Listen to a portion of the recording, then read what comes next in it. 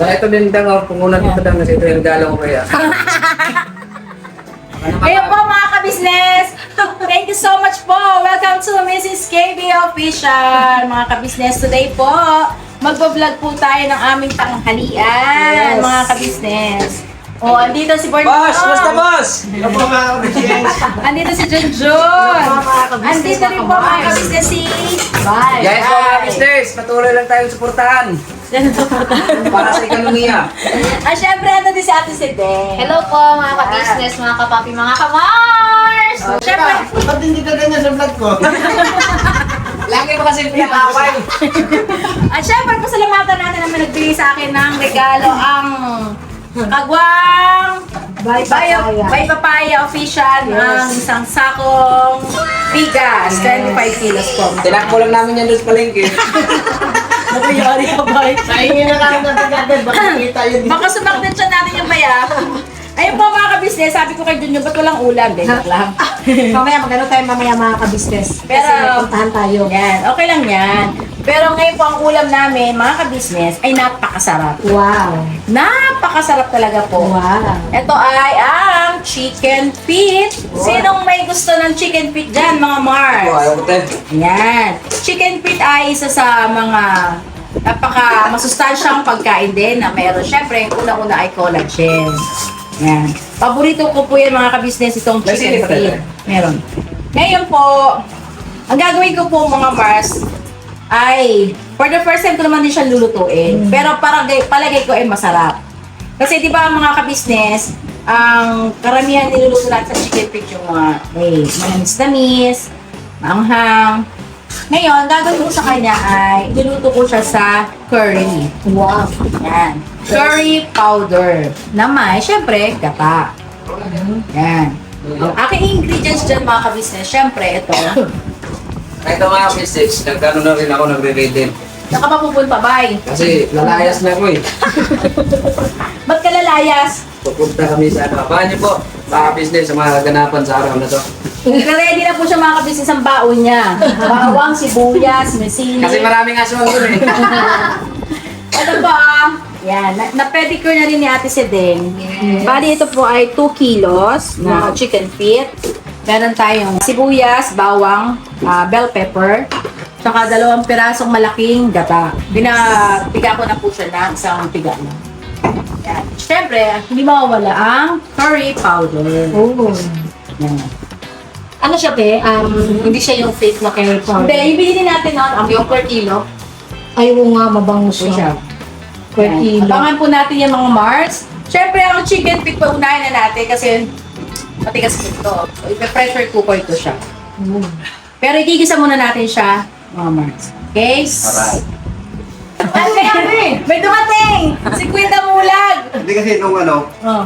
may dadaanan ako ng away. Ha? Nag-away? Oo, okay. Saan? Away yung ano, nagsutukan yung ibis na kayong lamok. Yung doon mo, Yung mga hinagis nila na mga yung doon sa ano, sa mga Aso. silang, yung mga saksakan. Ako. Saksakan ng mga pangit. Oh my God! Ayan po mga... Ikaw, kaya basta ako ngayon. Yan. Salamat kay Damulag at pumasok ka. Yes, yes. Yan, mga ka-business, mga Mars. Ito po yung masayang kaganapan lang dito sa KB House. Yes. Inilig ko baon tayo. Ha? Ano baon? Bigas. Kailangan pa ng bigas? Bisnet ka? Grabe talagang pagre-ready ko. Kasi baka mapasok na Grabe itong ano kayo, yung ano, paanong manok. Grabe benepisyo niyan, benefits marami. Anong unang benefits kay Damulag? Sige Sa nga. mga buto po, calcium. Sa calcium. Ano pa? Tapos yung sa mga ano, basta maganda siya sa mga sinakit. Sa mga pulo natin. Yung mga ulo ng mga matitigas na lambot Oo, yan. maganda talaga to sa mga ka-business. Di ba tayo ngayon tumatanda ng mga... Nagkakaedad pa. Sa mga sabi. Tumatanda. Pagdala mo na. Ito nga yung nagkakaroon, yung syempre yung mga kailangan natin sa katawan natin, yung mga litid-litid natin, sa mga, tama yung sinabi ni Kuya Damulag ay sabi ko rin. Yan. Kaya abangan yan, dito lang sa Mrs. KB Official. Okay, magigisa na tayo para mabilis.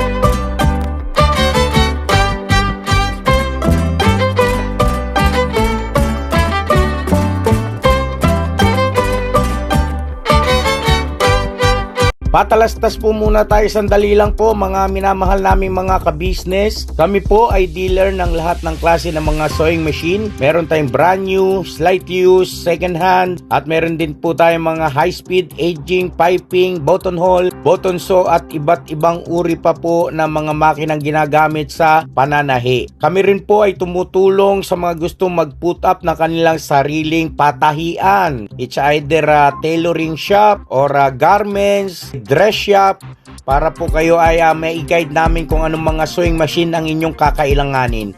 Please po feel free to inquire at kami po ay magiging masaya na kayo ay aming paglingkuran. O tuloy na panonood mga ka-business. Tira! Ayun po mga ka-business, mga Mars, pasalamatan din natin syempre si Mars Shaboom. Nagpadala siya sa amin isang araw ng tart. Galing daw po ito sa Hong Kong. Mars Shaboom, sobrang masarap siya, creamy. 2 thumbs up. maraming salamat Mars Shaboom, nagustuhan ng lahat. Ito ititira ko to kay Papa Dins at saka kay Boss Dave. Thank you so much kasi syempre kay John at saka kay Jam. Yes. Thank you so much, Mars Shaboom! Thank you po. God bless you always! Lagi ka mag-iingat dyan, Mars. See you soon on next year. No? Next year daw, luluwas na siya ng Pilipinas. Daan ka dito, Mars, ha? Thank you so much!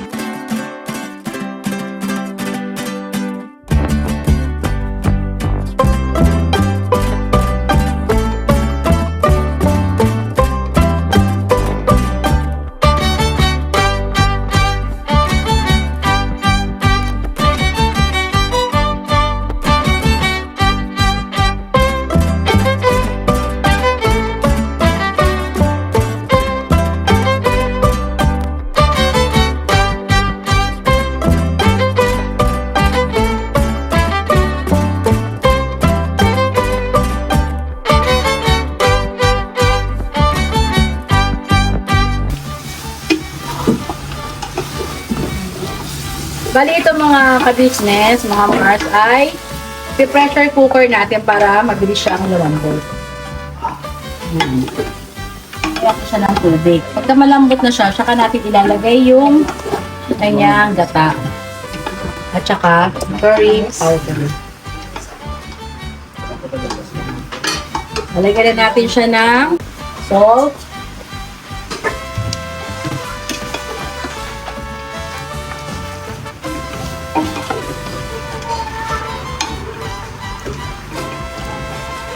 Lagyan na natin ng lagyan na natin itong betchin.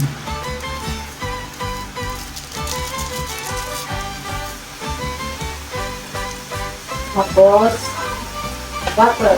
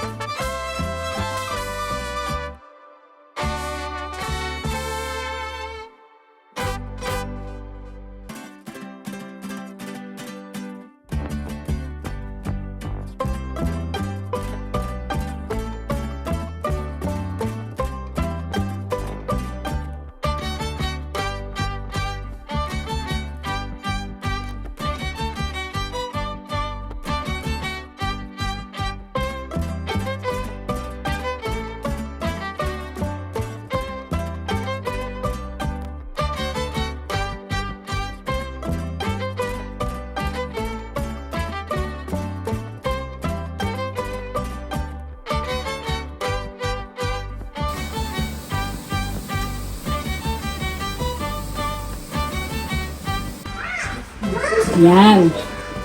So, lalagyan natin, salin natin siya doon sa malaking kawali.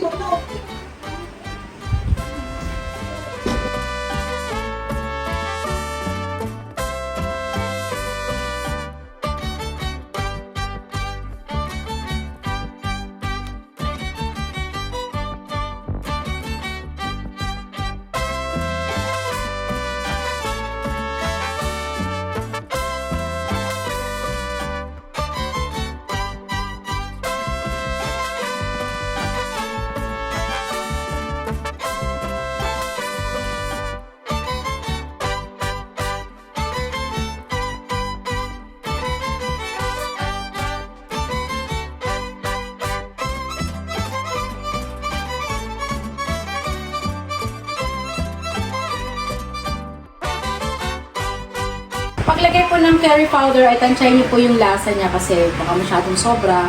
Ilagay ko mo dyan ay 2 kalahati. Pag kulang, ay madali na siya.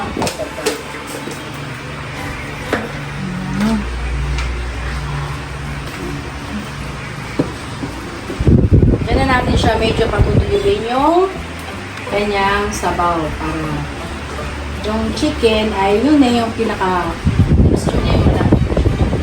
At least sa pressure cooker na siya, natin siya medyo malambot na yan. Okay? Wait lang tayo mga Mars.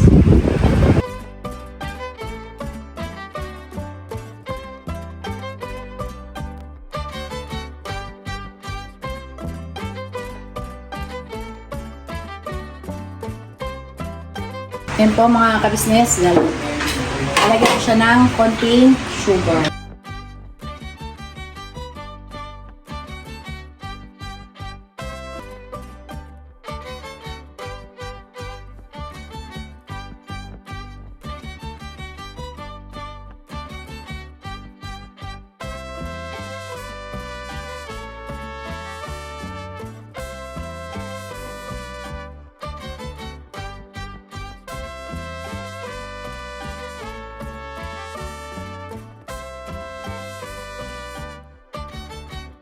Tuntok mo mo. Ayan na mga kabisnes, luto na ang chicken feet. Ang gayot kayo, hulog. Ang bango.